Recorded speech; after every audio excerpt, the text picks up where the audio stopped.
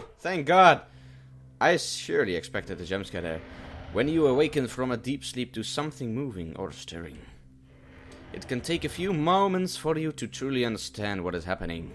The fog of sleep hangs over your eyes and ears even when lucid. Something was moving. There was no doubt about that. At first I wasn't sure what it was. Everything was dark, almost pitch black, but there was enough light creeping in from outside to outline that room. Two thoughts appeared in my mind almost simultaneously. The first was that my parents were in bed because the rest of the house lay both in darkness and silence. The second thought turned to the noise, a noise which had obviously woken me. Yes, it has. That was it.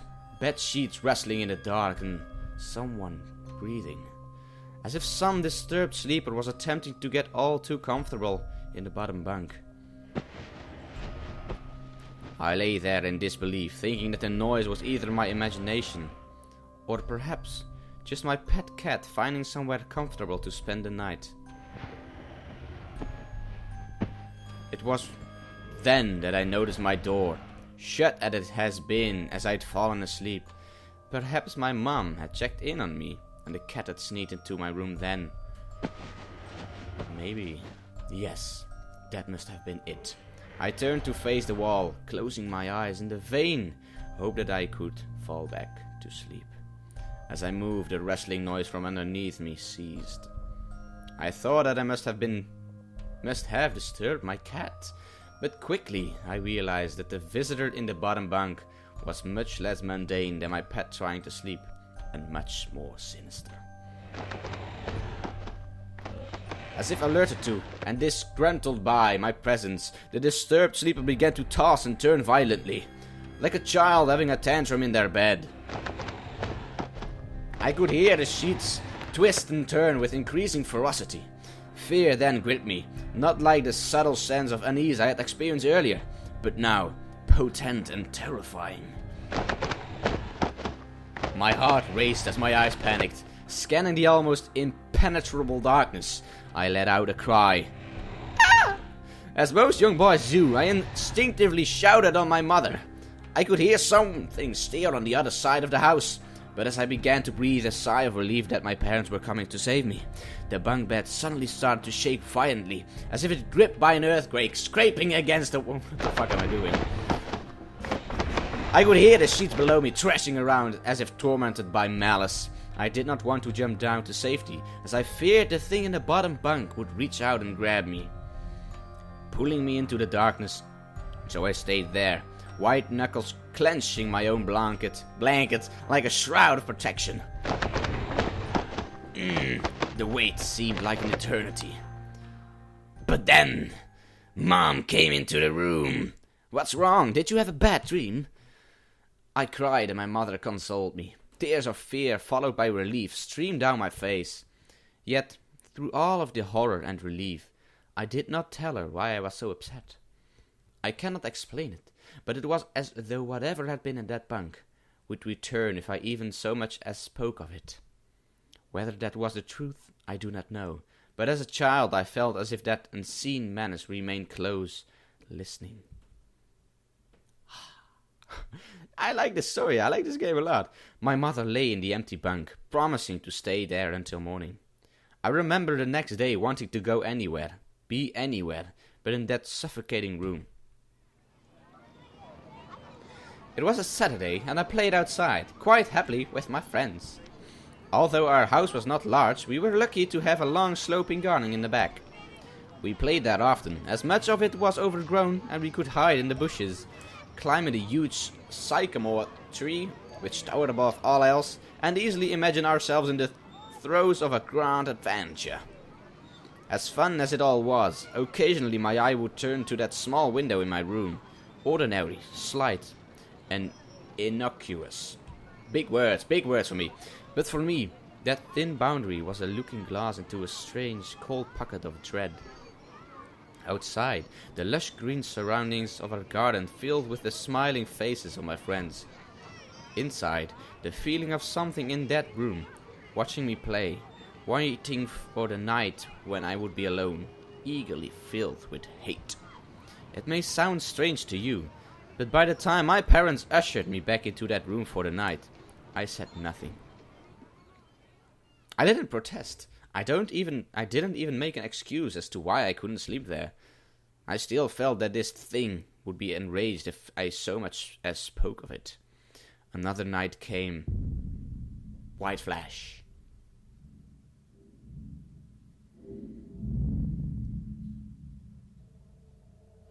Chapter 3. Factorized. Nice. Oh, just freaking brilliant. Save, yes please.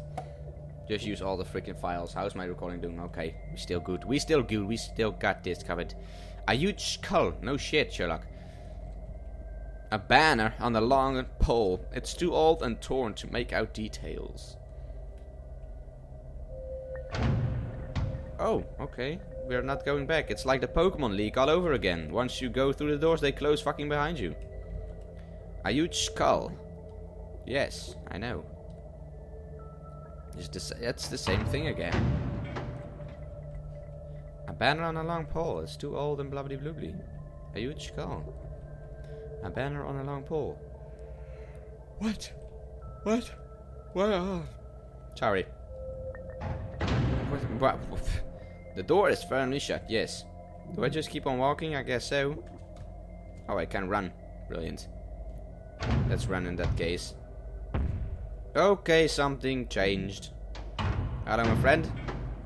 It seems that you want to say something? Maybe not, then. Alrighty then, I'll just keep on going in that case. And I'll just wait for you to open up your mouth. Well, it's actually already open, but just to say something. Alrighty. Are you charging your laser beam, my friend? Because I would not appreciate that, you know? I would rather stay alive, even though it's just a nightmare. Wow, this really is... This is real Pokemon League torture right here. You gonna shoot me? I think you're gonna shoot me. Should I just... Oh, shivers. Shivers all over my fucking spine. And arms. And peanut. What?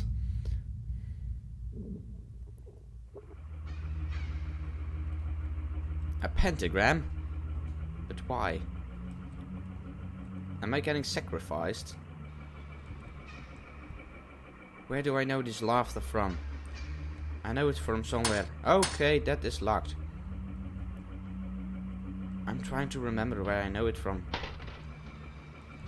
Was that me making that noise?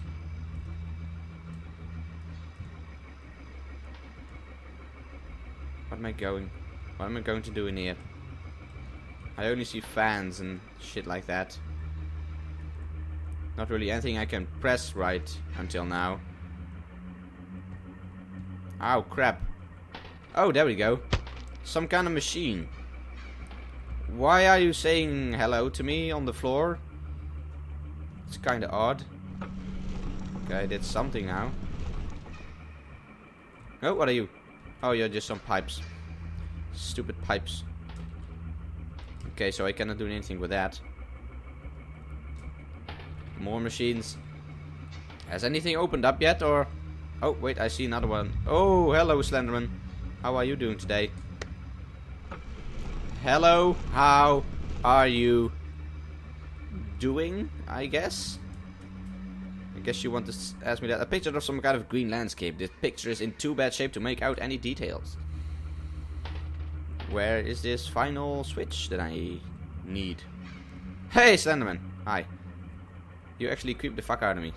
Oh, wait. I need to be in there. Ah, fuck you, Slenderman. So, I need more of those things over somewhere.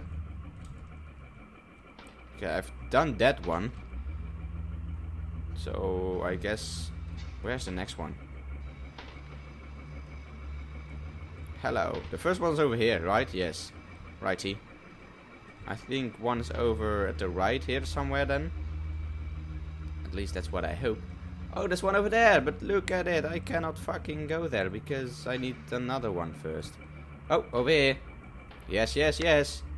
Why is there a face on the wall here? A creepy mask.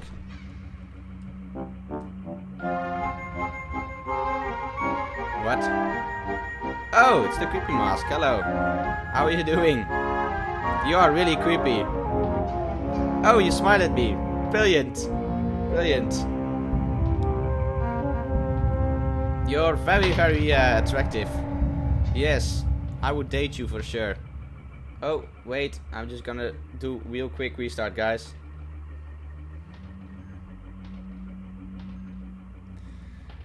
And there we are, back again. What is... A creepy mask, yes, I know. It. Oh crap, I do it. No, okay, there we go. So, where... Can I now go to this one on top over here? Yes, I can. Brilliant. Oh shit, I need to be quick. I'm gonna drown. I'm gonna drown. I'm dead. Where's the final one? I think it's down here somewhere, wasn't it? Oh no, Slenderman's still standing there. What the fuck is this? Okay, holy tits. Don't kill me, please. Whew, not nice. Okay, so not that one. I'm coming for you, Slender. Just wait, okay? Done that one. Okay, there we go. Another one. Okay, now it should be the bottom one, right? Let's see. Yes, Slenderman disappeared. Let's do it. Okay then. And now, was that all? Do I now activate the fucking pentagram? Holy fucking shit. Hi, sir. You really look like Slenderman. Just saying. Don't wait. How do I? Ow. I'm getting eaten, and I cannot do anything.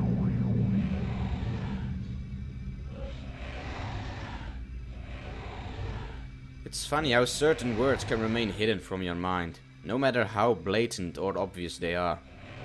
One word came to me that night, lying there in the darkness alone, frightened, aware of a rotten change in the atmosphere, a thickening of the air as if something had displaced it.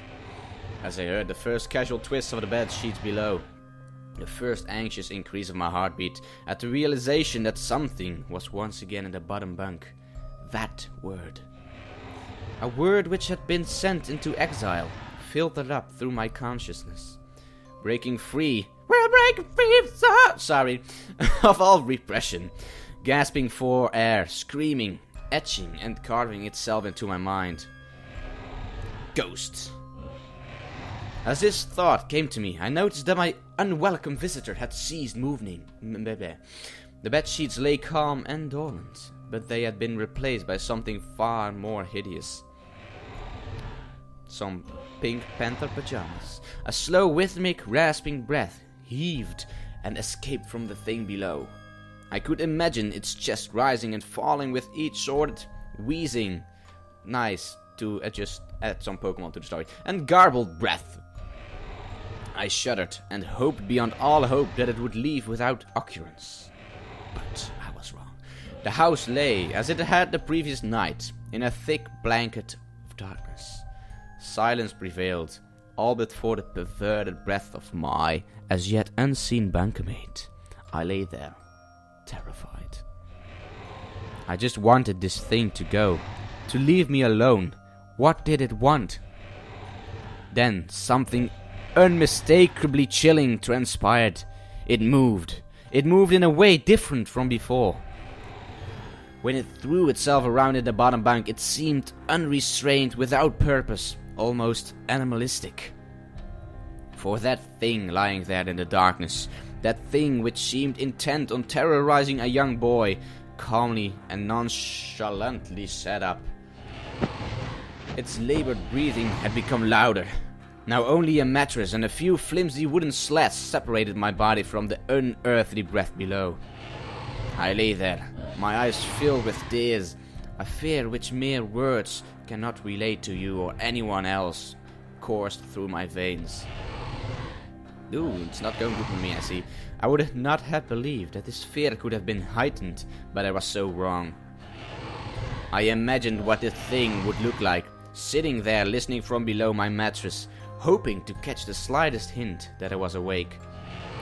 Imagination then turned to an unnerving reality. It began to touch the wooden slats which my mattress sat on. It seemed to caress them carefully, running what I imagined to be fingers and hands across the surface of the wood. Whoa! Fuck you, bitch! Then with great force it prodded angrily between those two slats into the mattress. Even through the padding, it felt as though someone had viciously stuck their fingers into my ass. Side.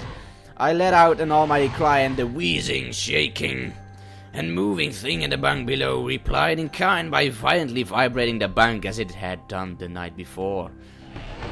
Small flakes of paint powdered onto my blanket from the wall as the frame of the bed scraped along it, backwards and forwards. Choof. Once again I was bathed in light, bathed, and there stood my mother, loving, caring as she always was, with a comforting hug and calming words which eventually subdued my hysteria. Of course she asked what was wrong, but I could not say. I dared not say. I simply said one word over and over and over again. Santa Claus. Nightmare. Yes, exactly. Oh, nice. This pattern of events continued for weeks, if not months. Night after night I would awaken to the sound of rustling sheets. Each time I would scream so as to not provide this abomination with time to prod and feel for me. With each cry the bed would shake violently, stopping with the arrival of my mother, who would spend the rest of the night in the bottom bunk, seemingly unaware of the sinister force torturing her son nightly. Along the way I managed to feign illness a few times and come up with other less than truthful reasons for sleeping in my parents' bed. But more often than not, But more often than not, I would be alone for the first few hours of each night in that place. The room where the light from outside did not sit right, alone with that thing. With time you can become desensitized to almost anything, no matter how horrific. I had come to realize that, for whatever reason, this thing could not harm me when my mother was present. I am sure the same would have been said for my father. But as loving as he was, waking him from sleep was almost impossible. Waking me, on the other hand, was no trouble at all, thanks to the nightmare.